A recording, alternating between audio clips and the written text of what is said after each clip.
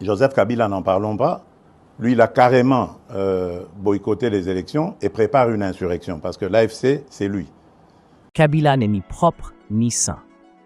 Un tollé a suivi la dénonciation du président Tshisekedi durant l'interview à Bruxelles sur l'implication de l'ancien président de la RDC, M. Kabila. Sans langue de bois et ou un conditionnel, le chef de l'État congolais a désigné celui-ci comme étant le responsable du groupe armé de Nanga dans la guerre de l'Est, à côté du mouvement terroriste des M23, supplétif de l'armée rwando-ougandaise. Les Congolais, du moins certains d'entre eux, sont encore dans l'hypocrisie et la couardise. Le chef de l'État devait à un certain moment éventrer le boa, comme on aime le dire. Les Congolais qui doivent leur richesse illégale ont aussi crié au scandale pour la mise en scène d'une gratitude publique. Le chef de l'État a pris le temps de ménager tout ce monde avant de changer radicalement de cap. À chaque chose son temps. Il était temps d'en parler. Pourtant, les politiciens et le peuple congolais ne souffrent pas d'amnésie ni de cécité, encore moins de surdité. L'homme mis en accusation n'est ni propre ni sain. Sa période a été très chaotique et parsemée de scandales financiers de tout genre, décriés par les chaînes internationales de presse et les grands centres de recherche. Les meurtres ont été légion et les rumeurs de sa brutalité physique sur des citoyens ont couru et agacé les Congolais, impuissants devant ce nouveau phénomène et cet homme au-dessus de la loi. Des noms désormais, symboles de la résistance et de la quête de la démocratie, sont entrés dans l'histoire du Congo. Parler de Rossi Chimanga, de Thérèse Kapangala, refaire à un régime odieux que dirigeait M. Kabila. Mais listons donc ces chaînes internationales et ces groupes qui se sont intéressés à l'individu précité, pour plus d'objectivité, dans un pays entre de mauvaises mains. J'ai la passion du Congo. Seuls quelques Congolais bien pensants avaient compris la portée significative de cette déclaration, loin d'une fanfaronnade et proche d'un défi à toute une nation. Une phrase sarcastique qui ne sera pas contredite par les journalistes et les enquêteurs internationaux. Ceux-ci démontreront la passion dont il était question, celle de piller le pays dans l'impunité totale par l'ancien président de la RDC. Il s'agit entre autres de l'entreprise de presse Bloomberg, qui fait autorité aux États-Unis pour ses reportages objectifs. Le groupe de recherche sur le Congo, au Centre de coopération internationale de l'Université de New York, dont la série d'investigations met en lumière les liens entre les politiciens et les affaires au Congo-Kinshasa, le Centre Pulitzer. Les chaînes de télévision BBC News, Al Jazeera, Africa Eye, Africa News, les journaux et revues Mail and Guardian, New York Times et bien d'autres. Cette presse, on s'en doute, n'était pas manipulée par l'opposition de l'époque. Elle s'est acquittée du devoir sacré de transmettre l'information à un peuple distrait par les tonnes de décibels de la rumba et la promesse du paradis dans le millier d'églises établies sur chaque rue pour sauver les âmes. Devenu président par la décision sans appel des anciens compagnons de son Kabila récupère les relations importantes de Laurent Désiré Kabila. En 2006, lors de son mariage conventionnel, il invite Dan Gettler, le milliardaire juif mania du diamant.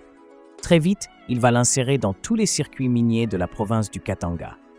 En avril 2006, quelque temps après leur rencontre au mariage de l'ancien président, Dan Gettler a pris la majeure participation dans DM Mining, une mine de cobalt et de cuivre basée au Katanga. En 2007, Dan Gettler possède la moitié de la mine de Mukondo, une mine riche en cuivre et cobalt. Dans la même année, Kabila affiche une autre entreprise à son marquoir, la compagnie Glencore, une richissime compagnie suisse dont la réputation de corrupteur est surfaite et qui n'hésite pas à libérer pour plus de 28 millions de dollars de pots de vin pour sécuriser son accès aux cargaisons de pétrole entre 2011 et 2016. Glencore a été accusé par l'association Human Rights Watch pour des dévastations environnementales suite à l'exploitation minière par ces entreprises en Australie et au Pérou. Cette dernière compagnie s'associe donc avec Dan Gettler et à deux, ils paient, selon leur mode opératoire, des sommes faramineuses au gouvernement congolais pour exploiter la compagnie Micanor, toujours dans la province du Katanga. Entre parenthèses, ils ne sont pas les seuls dépositaires de ce modus operandi. Moise Katumbi en sait aussi quelque chose. En 2008, vers les 6 derniers mois, la province du Katanga perd 87% de la valeur de ce marché. Quand les prédateurs écument une région, les charognards ne sont pas bien loin. En fait, c'est un couple parfait. Qui étaient les prédateurs? Qui étaient les charognards? Qui était la proie? Vers la même année 2008, la concession Kalukundi de la société Swamins est dans des démêlés juridiques avec Canada Minor Africa Resources au sujet de son exploitation. Comme par hasard, c'est Dan Gettler qui intervient pour départager les deux entreprises belligérantes. Inutile de vous donner l'adresse de celui qui l'a appelé pour ses bons et loyaux services pour la République. Il est dégoûtant d'évoquer de telles accointances pour un chef d'État, car dans la logique des faits et actes, qui s'assemblent se ressemblent, selon un adage. Le tableau minier en RDC est dramatique, et il a eu un passeur, un complice invétéré dans la personne de l'inamovible ministre des Mines de Kabila. Ce ministre mécréant avait accordé à une compagnie minière possédée par Janet Kabila, la sœur de l'ancien président, plus de permis d'exploitation minière que prévu par le code minier du pays. Ce ministre a accordé des compagnies minières aux frères de l'ancien président, M. Zoé, qui ont généré des millions de dollars provenant des entreprises en joint venture et sous-traitance, notamment avec Sicomins. En ce temps-là, on parlait d'un accord de 6,2 milliards de minerais destinés aux infrastructures du Congo avec la Chine. Ironie du sort, tous ces biens de famille, qui n'appartenaient plus à la République démocratique du Congo, étaient gardés et protégés par la garde républicaine. Entre-temps, des troubadours et des ménestrels d'une autre époque broient du noir, quand ils ne mettent pas leurs ailes à défendre l'indéfendable. La passion du vol des richesses congolaises. C'est cette passion dans le vol des richesses du Congo a été amplifiée dans la presse occidentale au sujet des réseaux d'affaires du président honoraire, qui a, à son actif, près de 80 entreprises disséminées en RDC et hors du pays. Les détails de cette vaste escroquerie dévoilée grâce à des recherches sur 20 mois par le Centre Pulitzer ont montré comment un homme d'État pouvait perdre de sa superbe en se compromettant dans un enrichissement personnel et honteux. Car les entreprises du réseau de l'ancien président de la RDC génèrent de centaines de millions de dollars depuis 2006 et elles possèdent des actifs qui valent plusieurs milliards. La trajectoire prise par Kabila de s'associer aux prédateurs de la RDC l'associe à ceux-ci, sans aucune sorte de démonstration.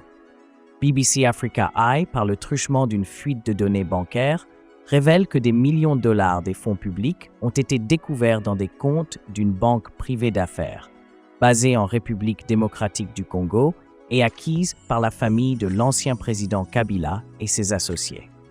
L'enquête a soulevé de sérieuses questions sur des transactions inexpliquées via un compte officiel du bureau de la présidence lorsque Kabila était au pouvoir. Nous ne reviendrons pas sur ce scandale qui avait une fois de plus terni l'image déjà peu transparente de l'ancien chef d'État. Cette enquête, intitulée Congo Hold Up, a été l'œuvre d'une collaboration internationale avec accès aux preuves à la banque BGFI à Kinshasa. Non, Kabila n'est ni propre ni sain. C'était un prédateur invisible, mais actif en RDC, jouissant de l'immunité, partant de l'impunité. Ceci est une évidence.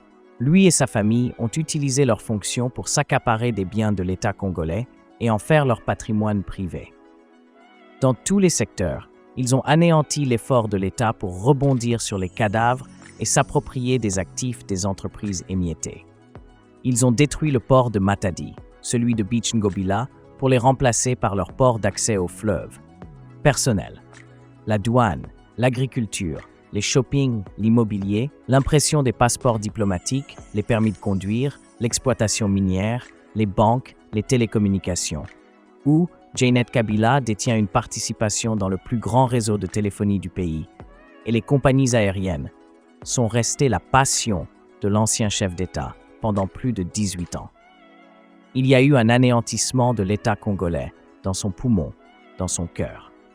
Des grandes sociétés comme la MIBA et la Gécamine ont drastiquement diminué de leur vitalité de production parce qu'une sous-traitance manigancée par l'ancien régime servait de paravent.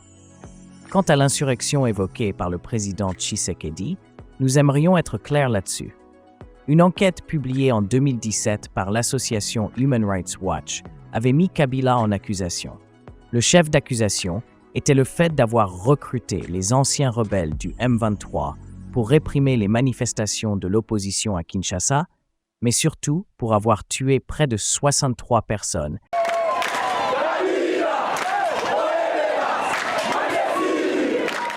Le 19 et 20 décembre 2016, des manifestations ont éclaté à travers la République démocratique du Congo parce que le président Joseph Kabila a refusé de quitter ses fonctions à la fin de son deuxième et dernier mandat autorisé par la Constitution.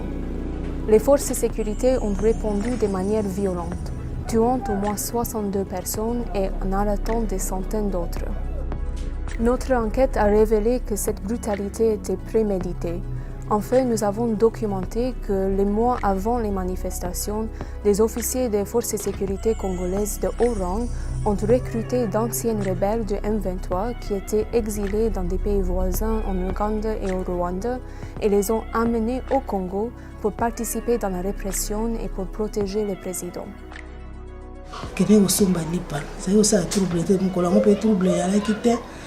Côté na biso na habité so côté musu trouble ya kasi côté na biso en tout cas trouble ya la kité ça c'est zo qui na mutu awa et ko pima koto. Il n'y a pas si longtemps, le M23 était l'ennemi numéro 1 de la RD Congo. Les combattants du M23 ont commis des violations massives des droits humains à l'est de la RD Congo en 2012 et en 2013 et ils ont occupé des territoires importants. Beaucoup de leaders du M23 sont toujours recherchés par des mandats congolais pour crimes de guerre et crimes contre l'humanité. Mais maintenant, les forces de sécurité congolaises se sont tournées vers leurs anciens ennemis, bien connus pour leurs exactions, et les ont utilisés pour participer dans la répression et pour protéger le président. Lakini tumeona delegation ya wakongomani wawili wakitoka Kinshasa kufika katika eneo yetu kwenye tulikuwa nakaa hapo wa Mwanja.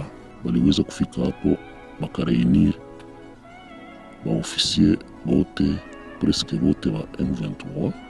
Wakati tulifika pale wakatuvarisha mateni militaire. Wakati walimaliza kutupokea walitupatia instruction ya kazi, wakasema mwenye atasubutu kuleta kichwa ngumu juu ya hiyo mambo eti Kabila atoke, ni kuua na kufunga, kuna kitu kingine. Yule ambaye alikuwa akileta kelele tulikuwa tunaua hata kufunga. Après avoir parlé aux familles des victimes et d'autres témoins, nous avons documenté des intimidations générales et même de meurtres sans distinction, y compris d'enfants. Mama otozalaka bavoise alobi mwana oyanga azwi masasi oya ye oya ngai na bimi awa Natali mwana ngakoi na mabele alobi mama simba ngai mama simba ngai mama simba ngai mama simba ngai mama bikisa ngai.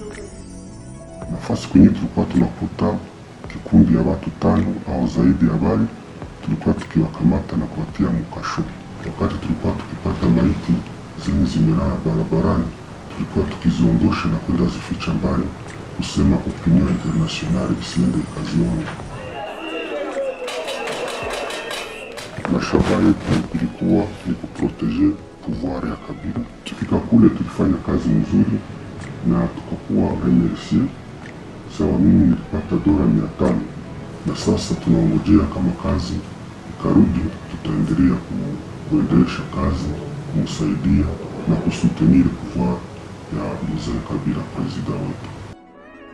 Le refus de Kabila de quitter ses fonctions a plongé la RD Congo dans une crise complexe qui peut avoir des conséquences dévastatrices pour toute la sous-région.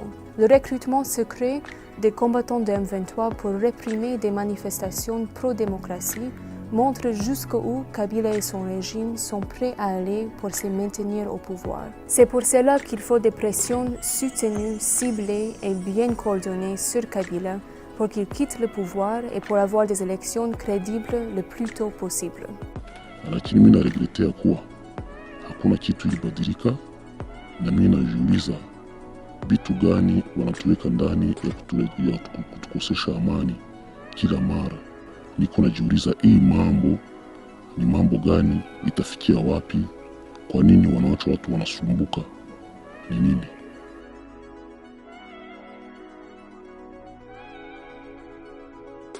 Et arrêter d'autres par de fausses forces de sécurité gouvernementales qui avaient tiré à balles réelles sur les manifestants.